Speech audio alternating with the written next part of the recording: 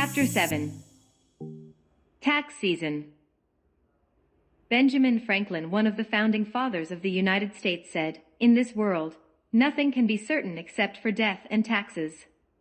However, the differences between death and taxes are that once you die, it doesn't get worse like when you missed filing your taxes. Taxes are the fuel a country runs on. Tax money pays for government officials, the army, education, social programs, infrastructure, and others. It can be said that taxes are the price we pay for a civilized society. However, taxes are nothing new. It existed since ancient times. Ancient Mesopotamia, ancient Egypt, Greece, and many others collected taxes in different forms which went from money, livestock to labor. Taxes appear even in the Bible. When Jesus says, "Render to Caesar the things that are Caesar's and to God the things that are God's," Matthew 22:21. The government steer economic behavior through the tax code.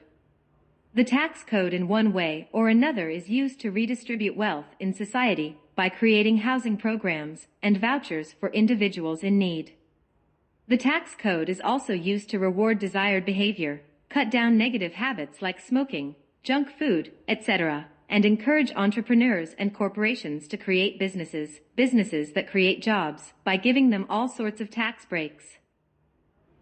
In the United States and all over the world, individuals and corporations are required to pay federal and local taxes. Of course, both have their own brackets rate.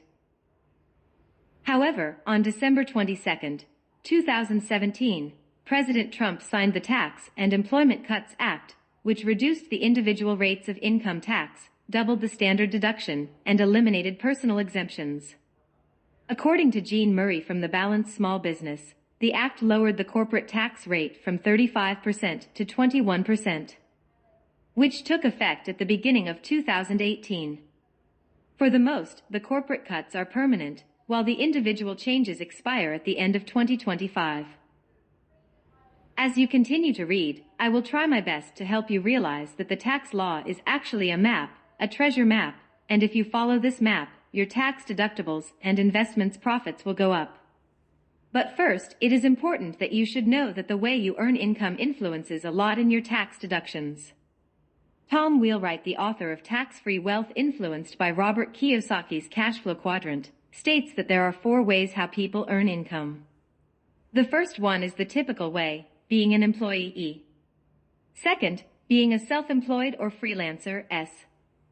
Third, owning a big business, B. And fourth, being an investor, I.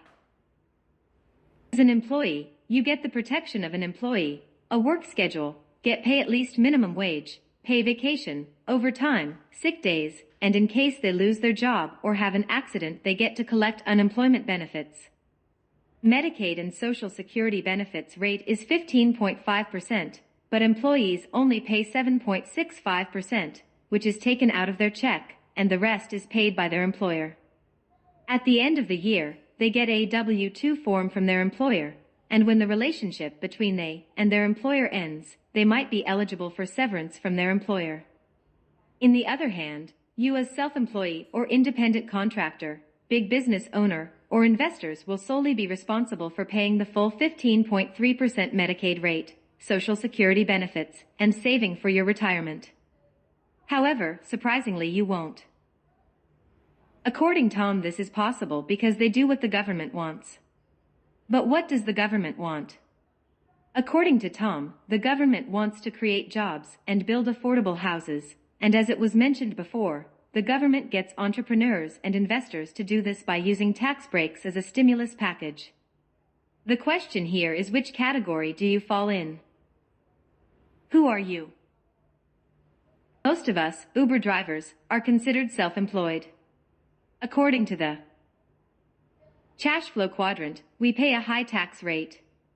Wheelwright compare independent contractors to the average taxpayer, whose only tax benefits are home mortgage interest, property taxes, that's if he owns one, charitable contributions, and the 401k plan, which only postpone taxes until retirement.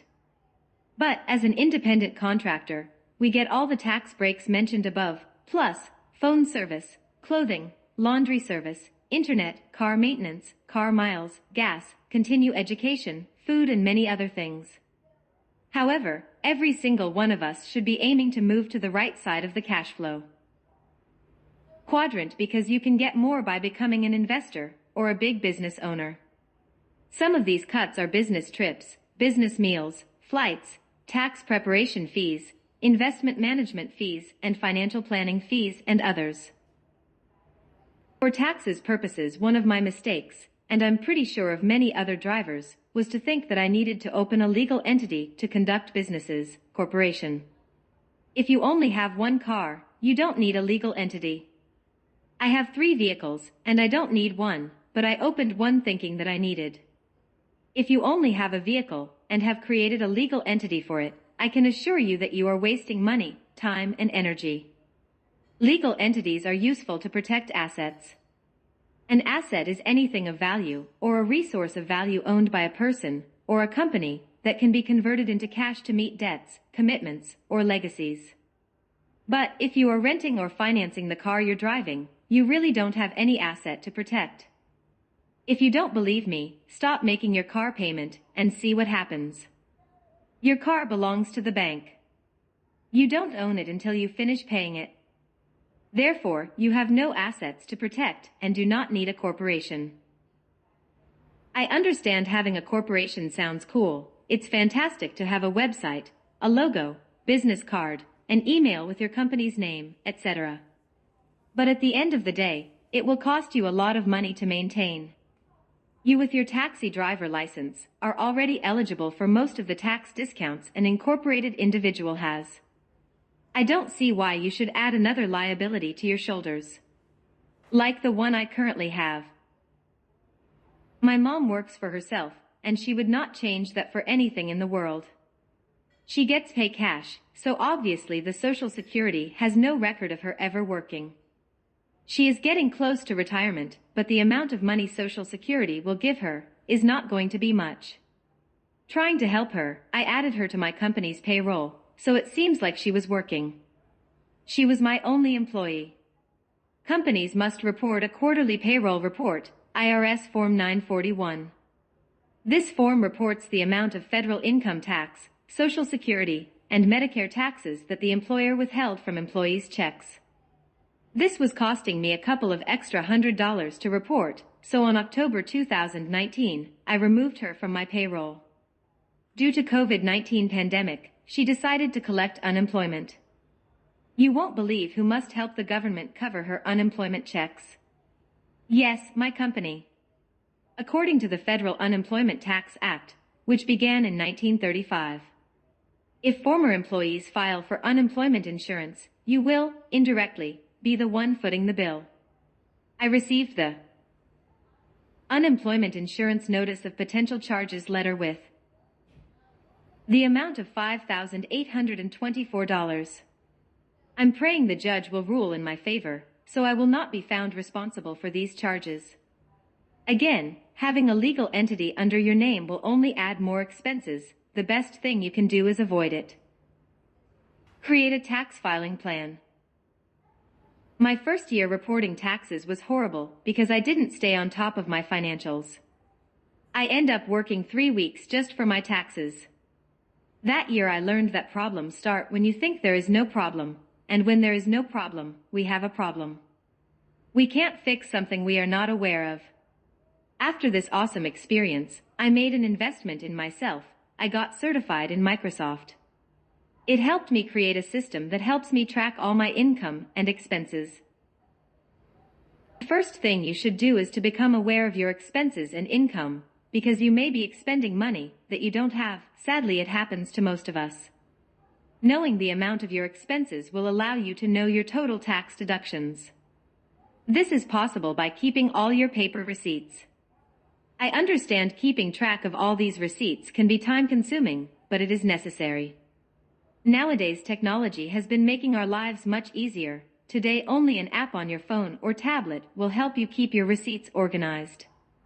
Personally, I use Expensify.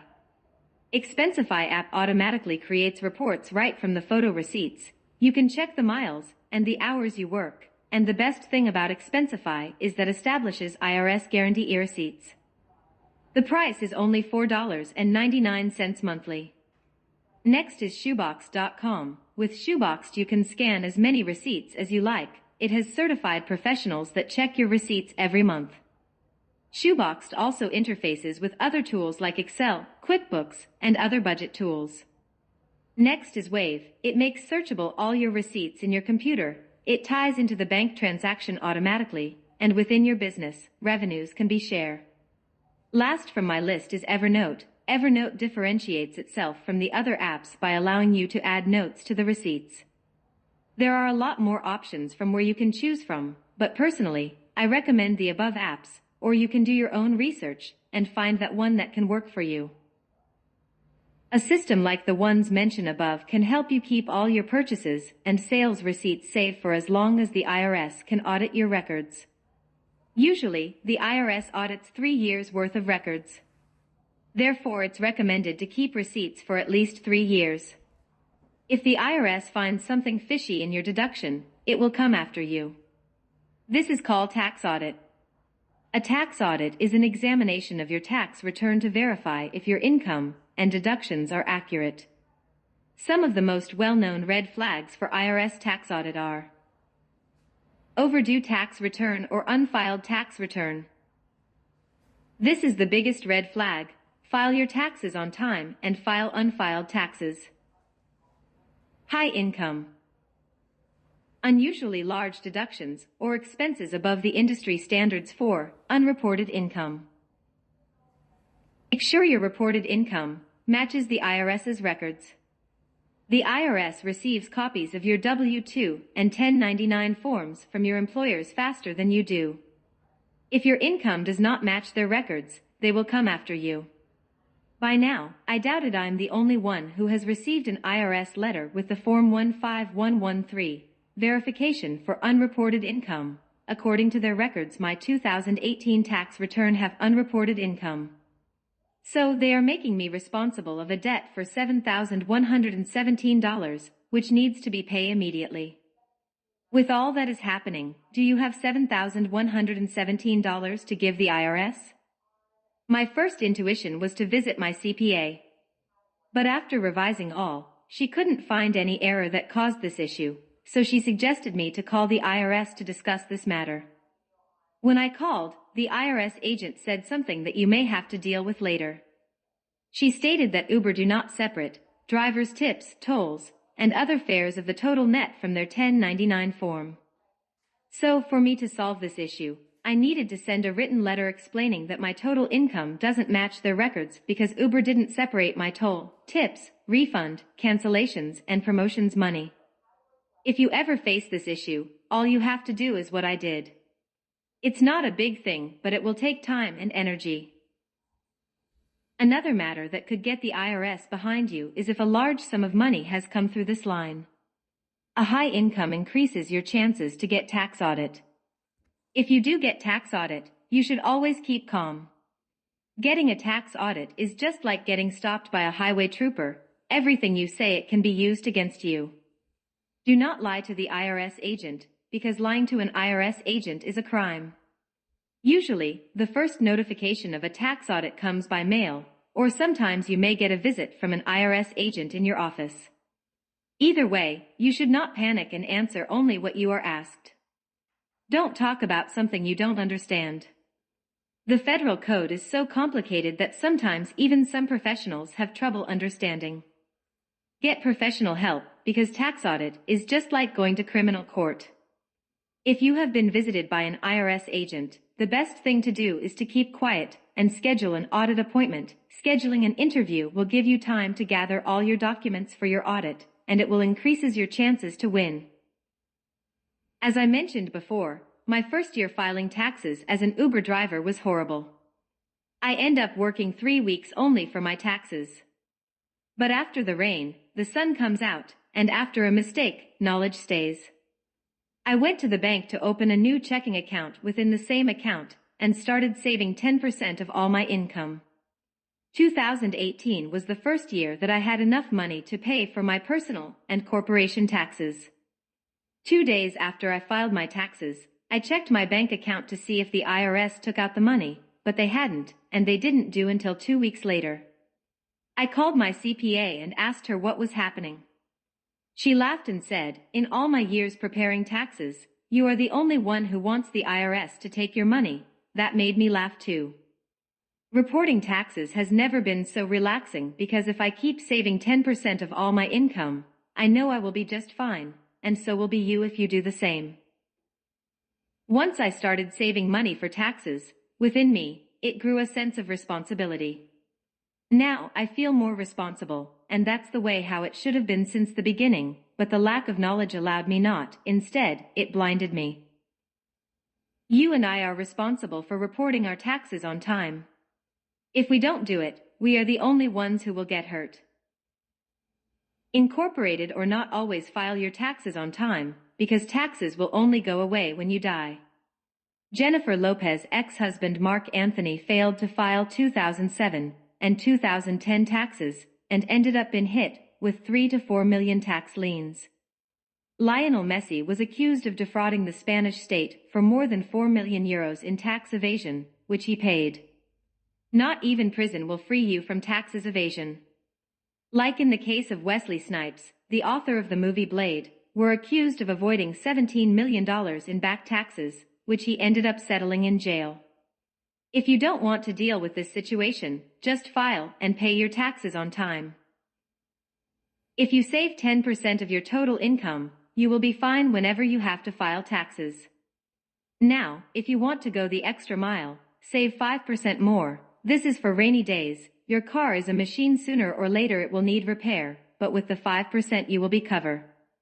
If it works for me, I don't see why it shouldn't work for you. Investing 101. Often you hear some financial advisors advising people to stop unnecessary expenses like buying Starbucks coffee or to start cooking lunch to save more, but the truth of the matter is that you will only save pennies. A penny will always be a penny. For the most, you don't have a savings problem. You have an income problem that can only be fixed with financial education. Nowadays TurboTax, HNR Block, eSmart Tax, or CNN tax advice is not enough. To take advantage of tax deductions, refunds and credits, we need to become financially literate. In the Bible there are many scriptures that state that wisdom is more precious than rubies, and nothing you desire can compare with her. Proverbs 8:11, Proverbs 16:16 says that understanding is better than gold.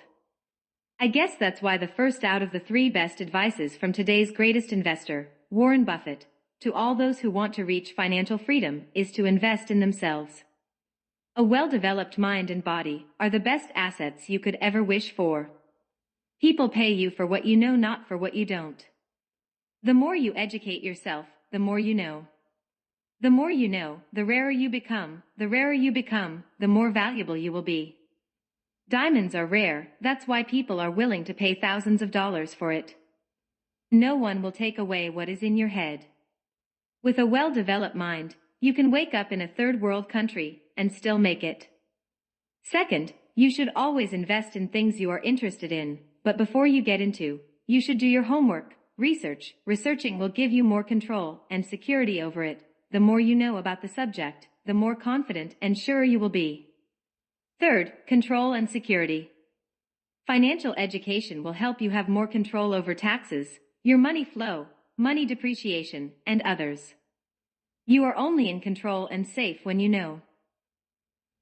However, personally, I also suggest people should educate themselves in 3 subjects more: God's laws, their country's laws, and increase their social skills. I think if you know God's laws, your country's, and how to make friends and influence them, winning is inevitable. Despite your beliefs, if you read the Bible, there you will find the truth about how to become financially free. In the Bible you will find out that money is a reward for solving problems. The bigger the problem you solve, that more money you will get. This explains why most Jewish are wealthy. Since early childhood, Jewish kids are taught the Torah, which means the law. The Torah is the first 5 books of the Bible. Here you will find what you should and should not do, for God to bless your hands' work. We are here to help others, and while we help solve others' problems, we will be rewarded with money. Nowadays you can read the Bible, or you can listen to it. For the most, all or more than half of this, you can get it done while you're driving. Sadly, working class individuals focus on saving, but rich people focus on investing. Society has sold us the idea that our money is saved in a bank. But in the bank, your money loses value due to inflation. Inflation is the increase in the prices of goods and services over time, meaning that $200 will buy you less as the years pass. But the bank earns money as you spend money, and that is through bank processing fees. Every time you swipe your card, the business pays a processing fee to the bank. The bank also makes money with your money by lending it out to other people, for auto loans, mortgages, or other personal loans, from which they only pay you 0.05%. Traveling is another way bank capitalizes on you. When you use your credit or debit card in a foreign country, most banks charge crazy fees. Don't take me wrong, banks do provide beneficial services, because it is more convenient to carry around and pay with a card than cash. But before you even think about investing, first you should get rid of as much of bad debt as you can. Bad debt are expensive debts that drag down your financial situation. Sometimes bad debt is good debt gone wrong. Credit cards, a car loan, mortgage, or student loan often can turn into a problem if the individual loses his job, but if you pay off your balance each month you will have no issues. Once you get rid of the bad debt or get it under control, then you should start saving. You shouldn't put yourself in situations where you may lose money you don't have, but if you have the luxury to do it, hey, be my guest. If you only set aside 5% of your total income, in a few weeks you will have more than enough to start investing. For example, if you save 5% for 2 months, you will eventually have 40% of a weekly check. If you earn $1,000 weekly, in 2 months you will have saved $400. This amount is more than enough to start investing. If you already know what you are going to invest in, you are one step ahead of many others. But if you have no idea, then you should start by doing research. Researching will give you enough information so you can make educated decisions. Also, education will add assurance and control. At the end, in just a few weeks you will be ready to start trying new grounds. If we add the 10% for taxes, the 5% for raining days, and the 5% for investing, the total amount you need to set aside is only 20% of your weekly income. If I can live a comfortable life only with the 80%, I can bet you will do it too. Maybe $400 may not look enough to start investing, but it is. Times have changed. You no longer need to go to Wall Street, the financial district, to invest in real estate or the stock market. Nowadays, technology has made available information, software, systems, and apps that before were available only for investing institutions, and all of them with top dollars. These investing platforms allow us to start investing with just $100. They all have free and pay versions and mobile and desktop version. But the best of all, these investing platforms are available worldwide, allowing you to start trading anywhere you are.